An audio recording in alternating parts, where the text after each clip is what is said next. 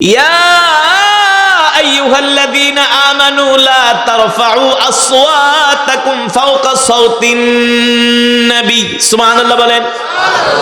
আল্লাহ তাআলা কোরআনুল কারীমের মধ্যে ঘোষণা করলেন, হে মুমিনরা, তোমরা তোমাদের নবীর সামনে উঁচু আওয়াজে কথা বলবা না। তোমাদের নবীর আওয়াজের চাইতে যাতে তোমাদের আওয়াজ বড় না হয়। সুবহানাল্লাহ বলেন। আল্লাহ তাআলা তার হাবিবকে কতটা ভালোবাসেন।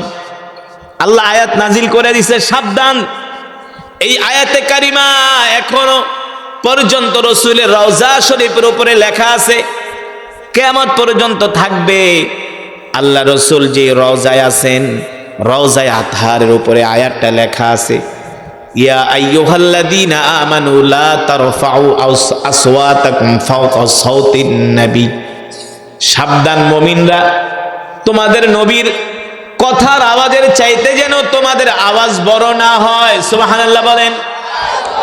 এই সালমান ফার্সি ছিলেন লম্বা মানুষ, বড় মানুষ, তার গলার আওয়াজও ছিল বড়। আস্তে কথা বললে তার গলার আওয়াজ বড় শোনা যাইত।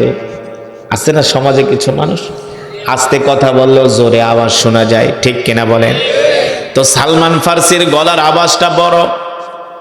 কোরআনুল কারীমের আয়াত নাজিল হওয়ার পরে সালমান ফার্সি ভয় পেয়ে গেলেন।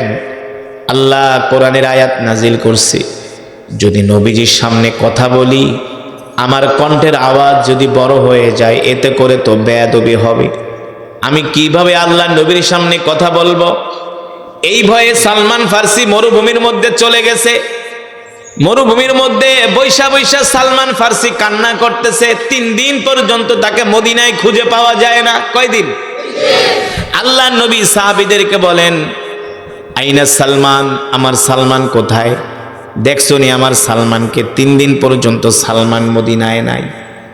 সাহাবীরা খুঁজতে খুঁজতে দেখলেন তিনি মরুভূমির মধ্যে যায় একটা গাছের নিচে বৈশা বৈশা কান্না করতেছে। সাহাবীরা যায় জিজ্ঞেস করলেন, লিমা তাবকি ইয়া সালমান, সালমান তুমি কান্না করো কেন, কি হয়েছে? সালমান ফার্সি বলে, ভাই, আল্লাহ তাআলা কোরআনুল কারীমের আয়াত নাজিল করেছেন, ইয়া আইয়ুহাল্লাযীনা আমানু লা তারফাউ আসওয়াতাকুম ফাওকা সাওতিন নবী। আল্লাহ তাআলা এই আয়াতে বলেছেন, সাবধান, তোমাদের গলার আওয়াজ যাতে তোমাদের নবীর আওয়াজের চাইতে বড় না হয়। কিন্তু নবীজির সামনে কথা বললে তো আমার গলার আওয়াজ একটু উঁচু আওয়াজ বড় শোনা যায়। এতে করে যদি আমার বেয়াদবি হয়, তাহলে তো আমি হাসরের ময়দানে ক্ষমা পাবো না, ঠিক কিনা বলেন? দেখেন সাহাবীরা আল্লাহর কোরআনকে কেমন ভাবে ভয় করত, ঠিক কিনা বলেন? শুধু ভয় করে নাই, এই কোরআনের জন্য রাসূলের সাহাবীরা জীবন দিয়েছে। রাসূলের সাহাবীরা মা বাবা ছেড়েছে, এই কোরআনের জন্য নিজের মাতৃভূমি ছেড়েছে, নিজের পরিবার ছেড়েছে এই কোরআনের জন্য। যে সাহাবীর কথা বললাম সালমান ফার্সি, তিনি মক্কার কোনো মানুষ না, মদিনারও মানুষ না, তার বাড়ি হলো রোম পারস্যে। কোথায়? তিনি কিন্তু প্রথম মুসলমান ছিলেন না। যার কথা বললাম তিনি কিন্তু প্রথম মুসলমান ছিলেন না, সালমান ফার্সি। তিনি 3টা ধর্ম পালন করেছেন। 1 নম্বরে তিনি খ্রিস্টান ধর্ম পালন করেছেন 50 বছর। কয় বছর? 2 নম্বরে তিনি ইহুদি ধর্ম পালন করেছেন 50 বছর। কত হলো? 3 নম্বরে তিনি মূর্তি পূজা করেছেন 50 বছর। কত হলো? বয়স 250-250-র মধ্যে 150 বছর 3টা ধর্ম পালন করছে। কোনো মজা পায় না। কি পায় না? কোনো মজা পায় না। দেখে সব ধর্মের ভিতরে ভেজাল। সালমান ফার্সি ছিলেন বড় লোকের ছেলে, তার বাবা ছিল বিলিনিয়ার, তার বাবা ছিল রোম পারস্যের নাম করা ব্যবসায়ী। সালমান ফার্সি তার বাবার সন্তান।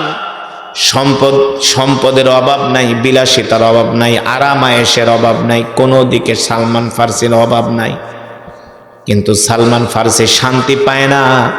3টা ধর্ম পালন করেছে, কোনো ধর্মের মধ্যে তিনি মজা পায় না, আত্মতৃপ্তি পায় না। সালমান ফার্সি বলেন, একদিন আমি ঘর থেকে বের হলাম, দেখি কিছু খ্রিস্টানরা গির্জার মধ্যে বসে তারা তাদের ধর্মীয় কিতাব পড়তেছে, ইনজিল শরীফ। খ্রিস্টানদের ধর্মীয় কিতাবের নাম হলো ইনজিল। নাম কি? ইনজিল শরীফ। সালমান ফার্সি বলেন, আমি কিছুক্ষণ ইনজিলের তেলাওয়াত শুনে আমার কাছে ভালোই লাগলো। যিনি খ্রিস্টানদের ধর্মগুরু ছিলেন পাদ্রী। খ্রিস্টানদের ধর্মগুরুদের বলা হয় কি? পাদ্রী। পাদ্রীর জবান থেকে আমি ইঞ্জিলের তেলাওয়াত শুনলাম, ভালোই লাগলো, কিন্তু ভালো লাগলে কি হবে, আমার দিলে শান্তি লাগে না। খ্রিস্টান সব মানুষগুলো রাত্রবেলা বাড়িতে চলে গেল। সালমান ফার্সি বলেন, আমি পাদ্রীর হাত দুইটা জোর করে ধরলাম। পাদ্রীর হাত দুইটা আমি জোর করে ধরে বললাম, পাদ্রী, আমার নাম সালমান, 50 বছর ইহুদি ধর্ম পালন করেছি, 50 বছর মূর্তি পূজা করছি, আর 50 বছর খ্রিস্টান ধর্ম পালন করতেছি। তার মানে তোমার চেয়ে আমি কম বুঝি না? কথা বলে, তোমার চেয়ে আমি কম বুঝি না। ইঞ্জিলের তেলাওয়াত শুনতেছি কিন্তু মজা লাগে না। সত্যি করে বলো, এর চেয়ে আর কোন সত্য ধর্ম আছে কিনা? সুবহানাল্লাহ বলেন। এই 3 ধর্মের চেয়ে আর সত্য কোন ধর্ম পৃথিবীতে আছে কিনা? পাদ্রী বলে, সালমান, এ সালমান, আমি যদি তোমাকে সত্য কথা বলি তাহলে আমার জীবন সংখ্যা হবে, আমার জীবনের উপরে আঘাত আসবে। সালমান ফার্সি বলেন, তোমাকে প্রোটেকশন দেওয়ার জন্য যা যা দরকার সব আমি করব। তুমি তো আমার বাবাকে চিনো, আমার বাবা হলো রোম পারস্যের মধ্যে নাম করা ব্যবসায়ী, আমি তার ছেলে। তোমার যা দরকার আমি সব তোমাকে দিব। তারপরে বলো, এর চাইতে আর সত্য কোনো ধর্ম আছে কিনা? পাদ্রী বলে, সালমান, আমি যদি তোমাকে সত্য কথা বলি, খ্রিস্টানরা আমাকে হত্যা করবে, খ্রিস্টানরা আমাকে মেরে ফেলবে, সুতরাং আমি তোমার কাছে এই কথা বলতে পারবো না।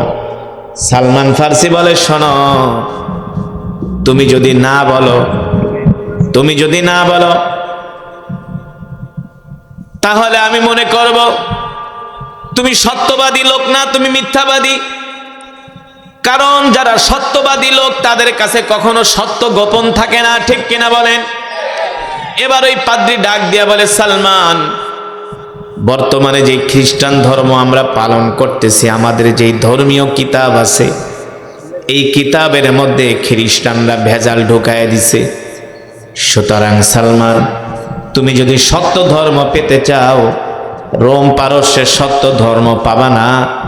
সত্য ধর্ম পেতে হলে তো তিনি একটা ধর্ম নিয়ে পৃথিবীতে আগমন করছেন, যে ধর্মের নাম হলো ইসলাম। ইন্নাদ-দীনা ইনদাল্লাহিল ইসলাম। আল্লাহ তাআলার কাছে মনোনীত ধর্ম হলো ইসলাম। আল-ইয়াওমা আকমালতু লাকুম দীনাকুম ওয়া আতমামতু আলাইকুম নি'মাতি ওয়া রাদিতু লাকুমুল ইসলাম দীনা। কমপ্লিট জীবন ব্যবস্থার নাম হলো ইসলাম, পরিপূর্ণ জীবন ব্যবস্থার নাম হলো ইসলাম, ঠিক কিনা বলেন? সালমান, তুমি যদি পারো মক্কায় চলে যাও, সেখানে একজন সত্য নবীর আবির্ভাব ঘটেছে। তবে তুমি যে মক্কায় যাবা, শোনো, মক্কায় যাওয়া এত সহজ না। রোম পারস্য থেকে তুমি মক্কায় যেতে পারবা না। যদি পারো, রোম পারস্য থেকে তুমি সিরিয়ায় চলে যাবা। সিরিয়ার রাজধানী দামেস্কে আরবের ব্যবসায়ী কাফেলার, আরবের ব্যবসায়ী লোকেরা ব্যবসা করার জন্য সিরিয়ায় আসে। যদি পারো দামেস্ক থেকে তাদের সঙ্গী হইয়া মক্কায় চলে যাবা। আর মক্কায় যায়া যদি শেষ নবী মুহাম্মদ ইবনে আব্দুল্লাহকে, তিনি একটা ধর্ম নিয়ে পৃথিবীতে আগমন করছেন, যে ধর্মের নাম হলো ইসলাম। ইন্নাদ-দীনা ইনদাল্লাহিল ইসলাম। আল্লাহ তাআলার কাছে মনোনীত ধর্ম হলো ইসলাম। আল-ইয়াওমা আকমালতু লাকুম দীনাকুম ওয়া আতমামতু আলাইকুম নি'মাতি ওয়া রাদিতু লাকুমুল ইসলাম দীনা। কমপ্লিট জীবন ব্যবস্থার নাম হলো ইসলাম, পরিপূর্ণ জীবন ব্যবস্থার নাম হলো ইসলাম, ঠিক কিনা বলেন? সালমান, তুমি যদি পারো মক্কায় চলে যাও, সেখানে একজন সত্য নবীর আবির্ভাব ঘটেছে। তবে তুমি যে মক্কায় যাবা, শোনো, মক্কায় যাওয়া এত সহজ না। রোম পারস্য থেকে তুমি মক্কায় যেতে পারবা না। যদি পারো, রোম পারস্য থেকে তুমি সিরিয়ায় চলে যাবা। সিরিয়ার রাজধানী দামেস্কে আরবের ব্যবসায়ী কাফেলার, আরবের ব্যবসায়ী লোকেরা ব্যবসা করার জন্য সিরিয়ায় আসে, যদি পারো দামেস্ক থেকে তাদের সঙ্গী হইয়া মক্কায় চলে যাও। বলে ওই যে মুহাম্মদ ইবনে আব্দুল্লাহ আমাদের ধর্মটাকে শেষ করে দিচ্ছে। মুহাম্মদ ইবনে আব্দুল্লাহর জন্য মক্কার যুবকেরা পাগল হয়ে গেছে। মুহাম্মদ ইবনে আব্দুল্লাহর হাতে হাত রেখে মক্কার যুবকেরা দলে দলে কালেমা পড়ে মুসলমান হয়ে যাচ্ছে। আরে খাত্তাবের ছেলে ওমরও বাকি রইল না, মুহাম্মাদের হাতে হাত রেখে কালেমা পড়ে মুসলমান হয়ে গেছে। জোরে বলেন সুবহানাল্লাহ। কপাল থাবড়াইতেছে। সালমান ফার্সি বলে আমি খেজুর গাছের মাথায় খেজুর পাড়তেছিলাম, আল্লাহ নবীর কথা শোনার পরে আমার শরীরের ভিতরে একটা কম্পন সৃষ্টি হয়ে গেছে। আমি এক লাফ দিয়া খেজুর গাছ থেকে জমিনে পড়ে গেলাম। আমি ওই যুবকের হাত পা জড়ায় ধইরা বলি, ভাই কোথায় আছে আল্লাহর নবী? আইনা মুহাম্মদ ইবনে আব্দুল্লাহ, তুমি একটু আমাকে আল্লাহর নবীর কাছে নিয়ে যাও, কোথায় আছে? এই কথা বলার পরে যুবক সালমান ফার্সির গালের ভিতরে একটা চর বসায় দিছে। এ বেটা তুই গোলাম, তোকে আমরা গোলাম হিসাবে কিনে এনেছি, তুই আমাদের কাজ করস বাগানে, তুই মুহাম্মদ ইবনে আব্দুল্লাহর দিয়া কি করবি? বলে ভাই থাপ্পড় একটা না আরো কয়েকটা দাও, তারপরে বলো আল্লাহর পয়গম্বর আখিরে নবী কোথায় আছে, তার কাছে আমাকে নিয়ে যাও। ভাই আমি তো রোম পারস্য থেকে আসছি আল্লাহর নবীকে পাওয়ার জন্য, কিন্তু আরবের ব্যবসায়ী কাফেলার মালিক সর্দার আমাকে বেঈমানি করে তোমার সাথে তোমাদের কাছে বিক্রি করে দিছে, একটু বলো না, একটা নজর আল্লাহর নবীকে দেখে আসবো। আল্লাহু আকবার। বাগানের যিনি মালিক ছিলেন তিনি বললেন ঠিক আছে ঠিক আছে, গোলাম তো ভালো গোলাম, ভদ্র গোলাম, আমানতদারি গোলাম, বলছে একটু মোহাম্মদ কোথায় আছে বলো, বলে দাও। এবার বলে শোন গোলাম, ওই যে বাইতুল্লাহর পাশে একটা পাহাড় আছে যার নাম হলো জাবালে আবু কুবাইস, ওই পাহাড়ের নিচে মোহাম্মদ তার সাথী সঙ্গীদেরকে নিয়ে কোরআনের আলোচনা করে, যাও যাও মোহাম্মদকে দেখা আসো। আল্লাহু আকবার। সালমান ফার্সি রাদিয়াল্লাহু তাআলা আনহু বলেন আমি এই কথা শোনার পরে আর দেরি করলাম না, আমি কিছু খেজুর নিয়ে আল্লাহর নবীর দরবারে রওনা দিলাম। আমি আল্লাহর নবীর দরবারে যায়া এক পলক যখন আমি আল্লাহর নবীকে দেখলাম, দেখার পরে আমার কলিজা ঠান্ডা হয়ে গেল। যাকে পাওয়ার জন্য এত কষ্ট করে আমি রোম পারস্য থেকে আসছি। আল্লাহু আকবার। সালমান ফার্সি বলেন আমি কিছু খেজুর আল্লাহর নবীকে দিলাম, বললাম এই খেজুরটা আপনার জন্য সদকা এনেছি। আল্লাহর নবী বলে সদকা খাওয়া আমার জন্য হারাম, সদকা খাওয়া আমার জন্য জায়েজ নাই। আল্লাহর নবী সদকার খেজুর হাত দিয়া ধরলেন না, তিনি সাহাবীদের মাঝে বিলায় দিলেন। সালমান ফার্সি বলেন 2 নম্বরে আমি আল্লাহর নবীর জন্য 3 দিন পরে আবার কিছু খেজুর নিয়ে গেলাম, যে বললাম ওগো আল্লাহর নবী এই খেজুরগুলো আপনার জন্য আমি হাদিয়া এনেছি। সুবহানাল্লাহ বলেন। আল্লাহর নবী বলেন হাদিয়া আমার জন্য জায়েজ। আল্লাহর নবী নিজে সেই খেজুর থেকে খেজুর খেলেন, সাহাবীদের মাঝে বিলায় দিলেন। সুবহানাল্লাহ বলেন। সালমান ফার্সি বলে তিনি যে আল্লাহর নবী আমি 2টা আলামত তার মধ্যে পায়া গেছি, এখন আর একটা বাকি আছে। কয়টা? আল্লাহর নবীর ডান বাহুর মধ্যে আল্লাহ তাআলা একটা খতমে নবুয়তের সিল মাইরা দিছে। জোরে বলেন সুবহানাল্লাহ। সালমান ফার্সি বলে আমি এই খতমে নবুয়ত, মোহরে খতমে নবুয়তের এই সিলটা আমি কিভাবে দেখব? আল্লাহর নবী তো জামা গায়ে দেওয়া। সালমান ফার্সি বলেন আমি 3 দিন পর্যন্ত আল্লাহর নবীর পিছনে পিছনে যাই, ডানে যাই, বামে যাই, সামনে যাই, পিছনে যাই। মোহরে খতমে নবুয়ত ওই সিলটা আমি দেখতে পারি না, অঙ্কিত মোহরে খতমে নবুয়ত দেখতে তো আমি পারি না। আল্লাহর নবী তো জামা পরিধান করা। একদিন আল্লাহর নবী জানাজা পড়ে আসতেছেন, সাথে সাহাবীদের বিশাল কাফেলা। আমি আল্লাহর নবীর পিছনে পিছনে আসতেছি। আল্লাহর নবী আমাকে দেখে ডাক দিছে, তাআলাউ ইয়া শাবাব, এ যুবক তুমি কি আমাকে প্রমাণ করতে চাও আমি সত্য নবী কিনা? আল্লাহর নবীকে সালমান ফার্সি বলে আমি আপনাকে প্রমাণ করতে চাই, এটা আপনি কিভাবে জানেন? আল্লাহর নবী বলে আমি যদি না জানি তাহলে নবী হলাম কিভাবে? জোরে বলেন সুবহানাল্লাহ। ওমা ইয়ানতিকু আনিল হাওয়া ইন হুয়া ইল্লা ওয়াহয়ু ইউহা। আল্লাহু আকবার। আল্লাহ জিবরাইলকে পাঠাই দিছে। জিবরাইল আয়েশা বলতেছে ওগো নবী এই যে যুবক আপনার পিছনে ঘুরতেছে, আপনি আপনার জামা মোবারক খুলে আপনি আপনার শরীর মোবারকের ভিতরে মোহরে খতমে নবুয়তের অঙ্কিত মোহরটা দেখায় দেন। সুবহানাল্লাহ। এবার সালমান ফার্সি বলেন, আল্লাহর নবীর ওই সিলটা দেখার পরে আমি আর দেরি করলাম না, আল্লাহর নবীর হাতে হাত রেখে চুমু দিয়া বললাম, নবীজি আর দেরি করবেন না, আপনি আমাকে এখনই কালেমা পড়ায় মুসলমান বানায় দেন। সালমান ফার্সিকে আল্লাহর নবী কালেমা পড়ায় মুসলমান বানায় দিল। সালমান ফার্সি বলেন, ওগো আল্লাহর নবী, আমার বাড়ি কিন্তু মক্কায় না, আমি কোনো আরবের মানুষ না, আমার বাড়ি হলো রোম পারস্যে। সুবহানাল্লাহ বলেন। ওগো নবী, আমি খ্রিস্টানদের পাদ্রীর নিকট শুনেছি শেষ জামানায় একজন নবীর আবির্ভাব ঘটবে, যার নাম হবে মুহাম্মদ ইবনে আব্দুল্লাহ, যার জন্ম হবে খেজুর বৃক্ষের দেশে, যার জন্ম হবে পাহাড়ের দেশে, মরুভূমির দেশে। ওগো নবীজি, আমি আপনার কথা শুনে সেই রোম পারস্য থেকে আমি আমার মা বাবা আত্মীয় স্বজন পরিবার সব কিছু ছেড়ে আপনার মোহব্বতে আমি মক্কায় চলে এসেছি। আল্লাহু আকবার। আল্লাহ নবী বলে, বলো কি? বলে, হ্যাঁ, আমি আমার পরিবার ছেড়েছি আপনার জন্য, আমি আমার মা ছেড়েছি, বাবা ছেড়েছি, সংসার ছেড়েছি, সব ছেড়েছি আপনাকে পাওয়ার জন্য। আল্লাহ নবী সালমান ফার্সির এই কথা শুনে তিনি কান্না করে দিলেন। সাহাবীরা কাঁদতেছেন সালমান ফার্সির এই কষ্টের কথা শুনে। ওগো নবীজি, সিরিয়ার রাজধানী দামেস্ক থেকে একদল ব্যবসায়ী কাফেলার সাথে আমি মক্কায় আসছি, আমার থেকে উপঢৌকন নিয়েছে, মোটা অঙ্কের অর্থ নিয়েছে, তারা আমার সাথে বেঈমানি করে আমাকে মক্কার বাজারে গোলাম হিসাবে বিক্রি করে দিছে, অথচ আমি আসছিলাম আপনার কাছে থাকার জন্য। এই কথা বললে কার না মায়া লাগে? মায়া লাগে না? আল্লাহ নবী বলে, বলো কি? বলে, হ্যাঁ। তো তুমি যদি আমার কাছে থাকার জন্য আইসা থাকো, তাহলে যাও, যেই ইহুদি তোমাকে কিনে নিয়ে গিয়েছে ওই ইহুদিকে বলে দাও কিসের বিনিময়ে আমার কাছে তোমাকে সে আজাদ করবে, মুক্ত করবে। সালমান ফার্সি বলেন, ওগো আল্লাহর নবী, আপনাকে ছাড়া আমার ভালো লাগে না, আপনাকে ছাড়া আমার মন টিকে না, আপনি আমাকে আপনার কাছে নিয়ে আসেন।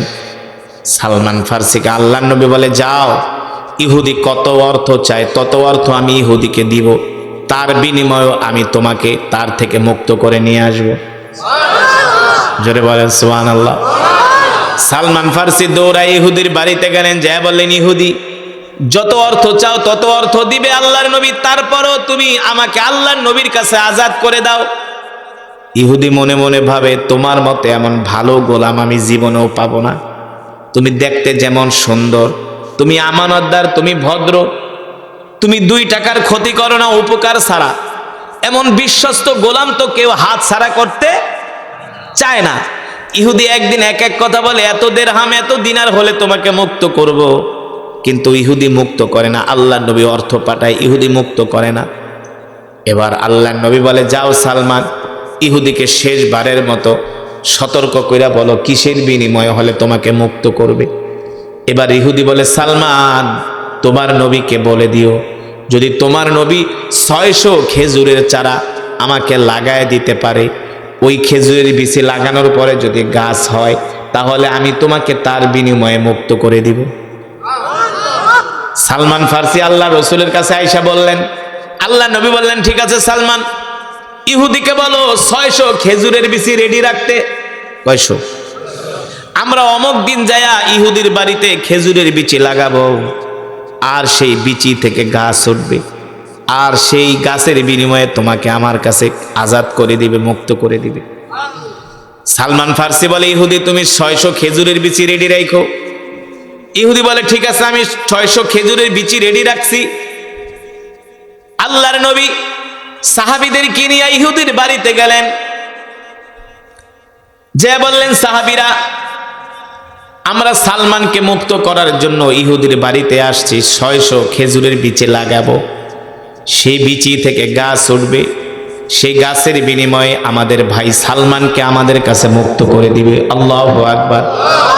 কখনো পোড়া বিচিতে গাছ হয়? পোড়া বিচিতে গাছ হয় না। আল্লাহ নবী সাহাবীদের জামাত নিয়ে ইহুদির বাড়িতে গেলেন, যাওয়ার পরে বললেন, সালমান, যাও যাও, খেজুরের বিচিগুলো নিয়ে আসো। খেজুরের বিচিগুলো নিয়ে আসা হলো।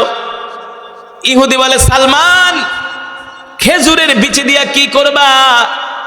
বিচি তো আমি আগুন দিয়া পোড়ায় ফেলছি।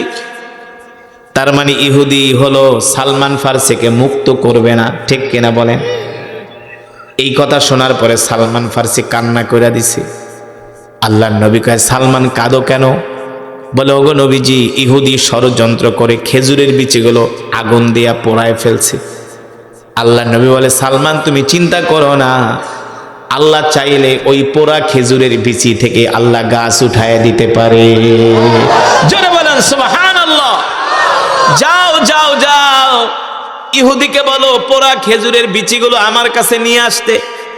এবার ইহুদি মনে মনে ভাবে, মোহাম্মদ তোমাকে তো আমি চিনি, তোমার হাতে পোড়া খেজুরের বিচি গেল, এই বিচি থেকে গাছ উঠবেই উঠবে, কারণ তুমি দুনিয়ার কোনো সাধারণ মানুষ নও, তুমি হলে আল্লাহর নবী, তুমি হলে আল্লাহর নবী, আমি ভালো করেই জানি তুমি আল্লাহর নবী। এবার ইহুদি কাঁপতে কাঁপতে আল্লাহর নবীর কাছে খেজুরের বিচিগুলো নিয়ে আসছে। আল্লাহর নবী বলে, সালমান একটা একটা করে বিচি আমার কাছে দিবা। কি করবা?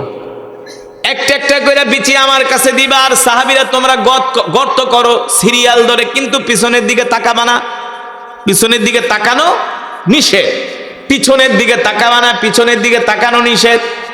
সাহাবীরা সিরিয়াল ধরে গর্ত করতেছেন, সালমান ফার্সি একটা একটা করে করে খেজুরের বিচি আল্লাহর নবীর কাছে দিচ্ছেন, আর আল্লাহর নবীর থুতু মোবারক দিয়া খেজুরের বিচি পরিষ্কার করে করে গর্তের ভিতরে দিচ্ছে।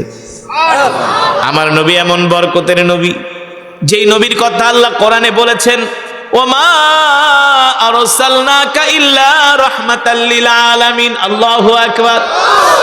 যেই নবীর থুতু বরকতে লবণাক্ত পানি মিষ্ট হয়ে যায়। জানেন না, বদরে এখনো একটা কূপ আছে। সাহাবীরা যখন যুদ্ধ করার জন্য বদরের প্রান্তরে গেলেন, যেখানে সাহাবীরা তাবু গেড়েছিলেন, সেখানে একটা পানির কূপ আছে। তো যুদ্ধ করার জন্য পানি প্রয়োজন। সাহাবীর ওই কূপের পানি খেয়ে দেখে পানি লবণাক্ত। এসে বললেন, ওগো নবীজি, একটা পানির কূপ আমরা পেয়েছি আমাদের তাঁবুর কাছে, কিন্তু পানিটা লবণাক্ত, পানি মুখে দেয়া যায় না, এত তিতা। আল্লাহ নবীকে আমাকে সাথে করে নিয়ে চলো। আল্লাহ নবীকে সাথে করে নিয়ে গেলেন। আল্লাহ নবী তার মুখ থেকে একটু থুতু, একটু লালা ওই লবণাক্ত পানিতে দেওয়ার সাথে সাথে পানি মিষ্ট হয়ে গেছে। সেই পানির কূপ এখনো বদরের প্রান্তরে নাই, নাই, এখনো আছে, কিয়ামত পর্যন্ত থাকবে। নবী একটা মৃত গাছের নিচে বসেছিলেন, সীমান্তবর্তী এলাকা জর্দান, কোথায়? সেই মৃত গাছের নিচে বসার সাথে সাথে আল্লাহ রসুলের বরকতে সেই গাছ জীবিত হয়ে গেছে। আজও পর্যন্ত সেই গাছ বেঁচে আছে, কিয়ামত পর্যন্ত সেই গাছ থাকবে, যেই গাছকে বলা হয় সাহাবী গাছ। এটা হলো আল্লাহ রসুলের বরকতের কারণে, ঠিক কিনা বলে? আল্লাহ নবী বলে, সাহাবী সালমান চিন্তা করো না, একটা একটা করে খেজুরের বিচি আমার কাছে দাও। আল্লাহ নবীর কাছে খেজুরের বিচি দেওয়া হলো। আল্লাহ নবী থুতু মোবারক দিয়া পরিষ্কার কইরা করা খেজুরের বিচি মাটির মধ্যে গর্তের ভিতরে ঢুকাই দিতেছে। 600 খেজুরের বিচি এক সাইড থেকে লাগাতে লাগাতে এক প্রান্ত থেকে অপর প্রান্ত গিয়েছেন। অপর প্রান্তে যাওয়ার পরে আল্লাহর পয়গম্বর বললেন, সাহাবীরা এবার পিছনের দিকে তাকাও। এ ইহুদি, এবার পিছনের দিকে তাকাও, দেখো তো খেজুরের গাছে বিচিতে গাছ উঠছে কিনা। ইহুদি তাকায় দেখেন 600 খেজুরের বিচিতে সাথে সাথে গাছ উঠে গিয়েছে।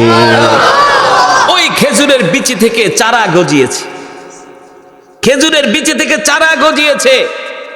কোন কোন বর্ণনায় আসছে 40 দিন পরে সেই খেজুরের বিচি থেকে খেজুর দিয়েছে, যেই খেজুরের নাম হলো আজওয়া খেজুর। কোন খেজুর?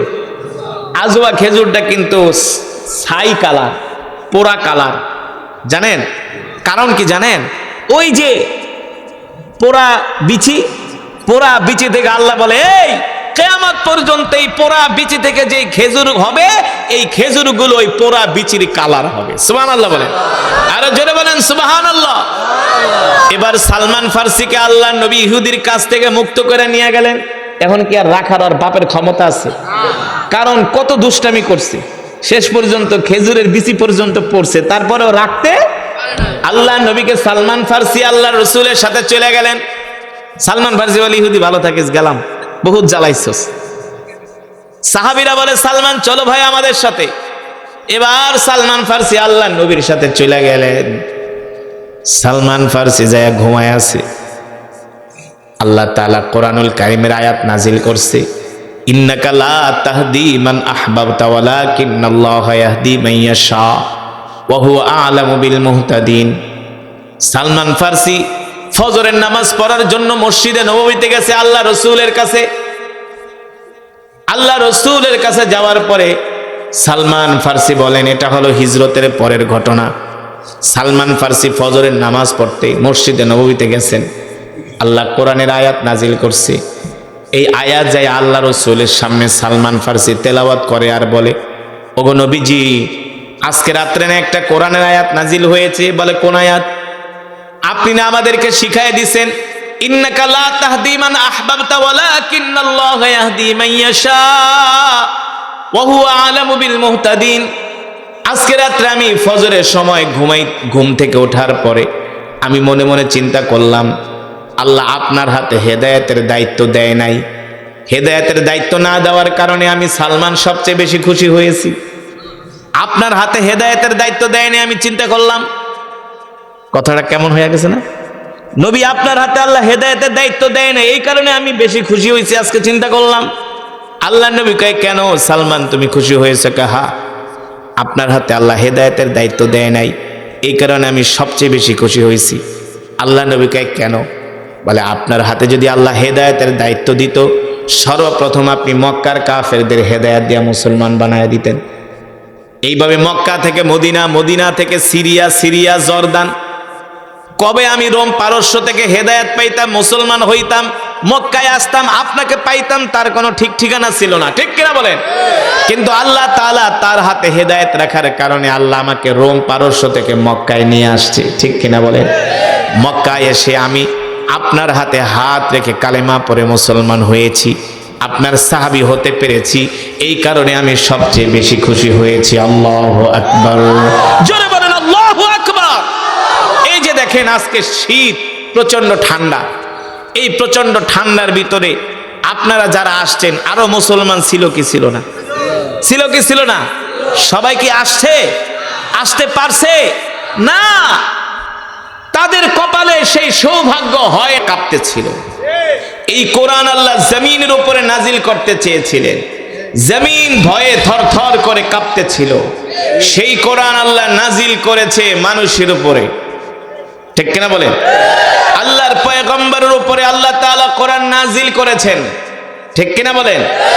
সুতরাং কাদের রাগ বেশি? যারা হক্কানি আলেম, তারা শরীয়তের বিরোধী কোনো কাজ দেখতে পারে না, কোরআন বিরোধী কোনো কাজ দেখতে পারে না। দেখলেই তাদের মাথা গরম হয়ে যায়। সারাদিন আপনি আলেমদেরকে গালি দেন, আপনাকে কিছুই বলবে না। যখন কোরআনের বিরুদ্ধে একটা কথা বলবেন, তখন নরম আলেমও গরম হয়ে যায়। এটা হলো কোরআনের পাওয়া।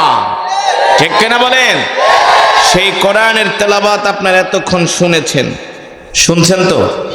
হ্যাঁ, আমি কোরআনুল কারীম পড়েছি, আপনারা শুনেছেন। এক এক হারফে 10টি করে নেকি পেয়েছেন। কয়টা করে নেকি? আরো জোরে, কয়টি করে নেকি? 10টি করে নেকি। কোনো সন্দেহ আছে?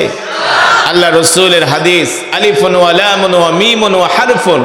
নবীজি বলেন, কেউ যদি কোরআনুল কারীমের আলিফ, লাম, মিম এই 3টা শব্দ তেলাওয়াত করে, আল্লাহ তাআলা 3 শব্দের বিনিময়ে তার আমলনামায় 30টা নেকি দান করেন। আমি যদি 10,000 শব্দ তেলাওয়াত করে থাকি, 10,000কে 10 দিয়া গুণ দেন, কত হয়? হিসাব হন জানেন না? হ্যাঁ, 10,000কে 10 দিয়া গুণ দিলে হয় 1 লাখ। যদি 20,000 শব্দ তেলাওয়াত করি, 20,000কে 10 দিয়া গুণ দেন 2 লাখ। যত হাজার শব্দ পড়েছি 10 দিয়া গুণ দেন, কত হাজার শব্দ পড়েছি আমরা জানি না, জানেন কি? জোরে বলেন। তত হাজার শব্দের বিনিময়ে আল্লাহ তাআলা কম পক্ষে আমাদেরকে 10টি করে নেকি দান করেছেন। শুধু কি এখানেই শেষ? না, এই মজমায় যারা এসেছেন সকলেই এক খতম করে করে কোরআনুল কারীমের সওয়াব পেয়েছেন। কিভাবে বলতে পারবেন?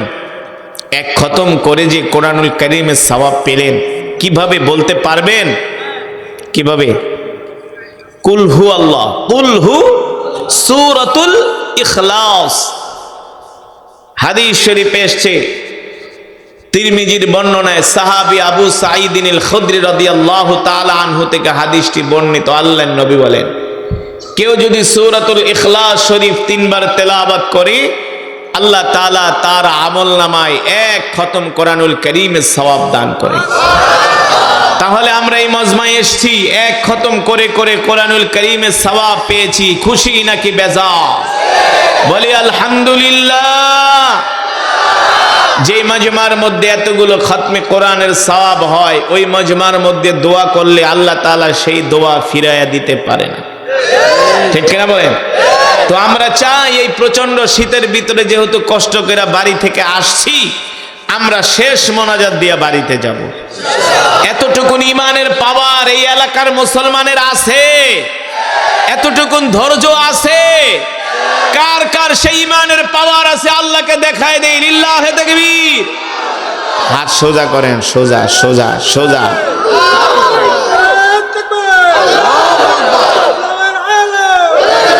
বলেন আল্লাহ, আরো জোরে বলুন আল্লাহ। আমাদের গুনাহগুলো মাফ করে দেন আল্লাহ, শেষ মোনাজাত দিয়া যাওয়ার তৌফিক দেন। বলি আমিন। হাত নামান। রাগ করছেন? আরে ওরা যদি 31st নাইট পালন করতে পারে, রাত 3টা পর্যন্ত জেগে জেগে, আমরা কেন কোরআনের মজমায় বসতে পারবো না? ঠিক কিনা? ওরা যদি রাত ভরে ফেসবুকে অশ্লীল গান দেখতে পারে, মেসি রোনাল্ডোর ফুটবল খেলা দেখতে পারে, আমরা কেন কোরআনের মজমায় থাকতে পারবো না? ওরা যদি শয়তানকে খুশি করার জন্য হারাম কাজ করতে পারে, আমরা কেন দিনের কাজ করতে পারবো না?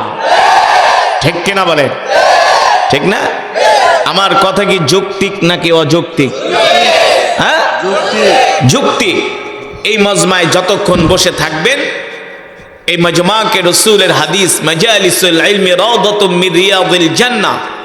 আল্লাহর নবী বলেন, দুনিয়ার জমিনে যে জমিনের মধ্যে কোরআনের আলোচনা হয়, কোরআনের তেলাওয়াত হয়, ওই মজমা দুনিয়ার কোনো সাধারণ মজমা থাকে না, আল্লাহর জান্নাতের টুকরায় পরিণত হয়ে যায়। জোরে বলেন সুবহানাল্লাহ। মুসলমান, এই আসমান কার? জমিন কার? আমরা কার গোলাম? জোরে বলেন, কার গোলাম? আমরা এক আল্লাহর গোলাম। আল্লাহ তাআলা ছাড়া আমরা কাউকে ভয় করি না। আল্লাহ তাআলা ছাড়া আমরা কারো সামনে মাথা নত করি না। আমরা এক আল্লাহর সামনে মাথা নত করি, ঠিক কিনা বলেন?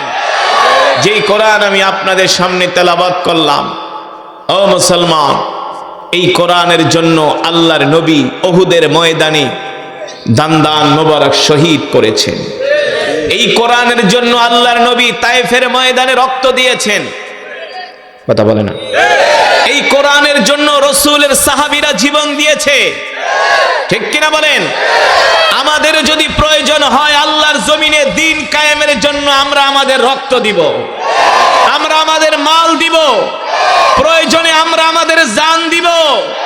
যদি প্রয়োজন হয় আমরা আমাদের সন্তানদেরকে এতিম করব, স্ত্রীদেরকে বিধবা করব, তারপরে আল্লাহর জমিনে দ্বীন কায়েম হবে ইনশাআল্লাহ।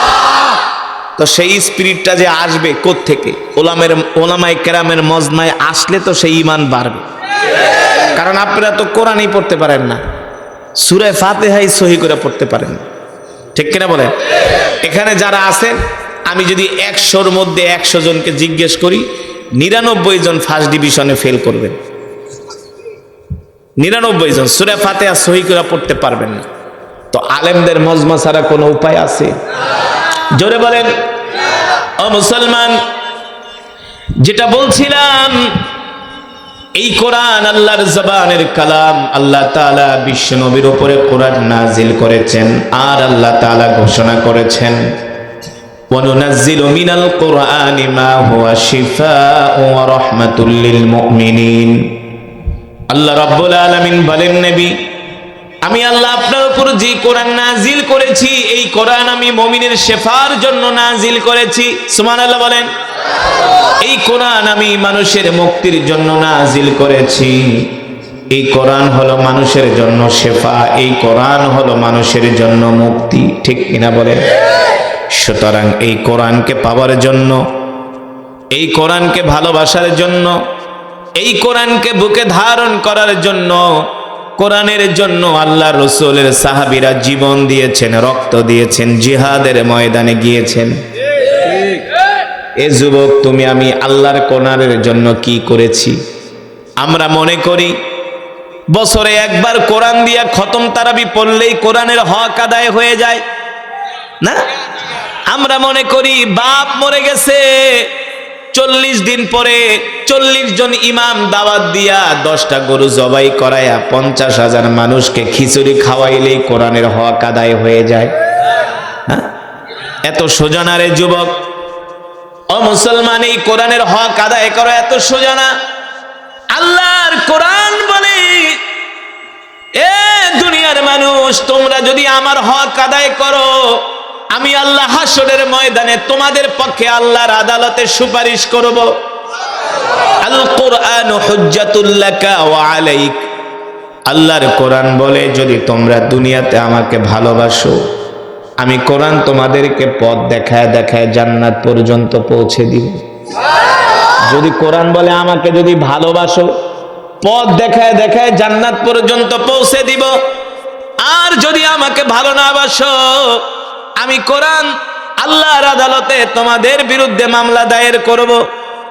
ঠিক কিনা বলেন?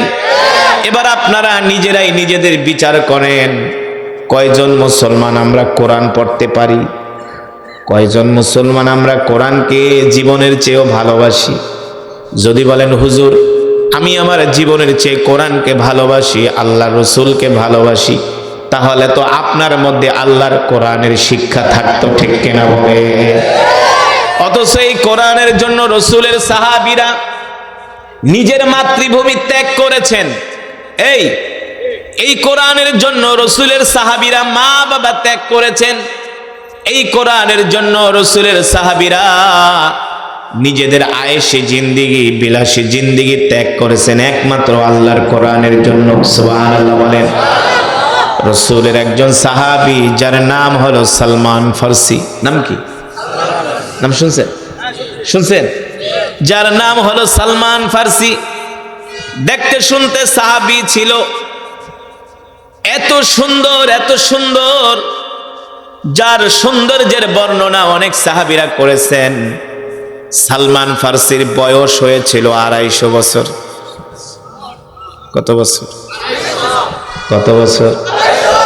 আর আমাদের দেশের মানুষের এখন গড় আয়ু হলো মাত্র 60 বছর না? 50 বছর পরে আমরা উত্তর দিকে হাঁটলে দক্ষিণ দিকে চলে যাই না? 50 বছর না হইতেই উত্তর দিকে হাঁটলে দক্ষিণ দিকে চলে যাই, ইনব্যালেন্স হয়ে যায় না? শরীরের পার্টস গুলো দুর্বল হয়ে যায়। আর সাহাবীর বয়স হয়েছিল 250 বছর। সুবহানাল্লাহ বলেন। এই সাহাবীর গলার আওয়াজ ছিল অনেক বড়, অনেক উঁচু আওয়াজে এই সাহাবী কথা বলতেন। সাহাবী সালমান ফারসি রাদিয়াল্লাহু তাআলা আনহু, আল্লাহ তাআলা কোরআনুল কারীমের আয়াত নাজিল করলেন, যারা আমার বিরোধিতা করছো তারাও আমার মহব্বতের বান্দাদের কাতারে পানি পান করেছো, বাধা দেই নাই।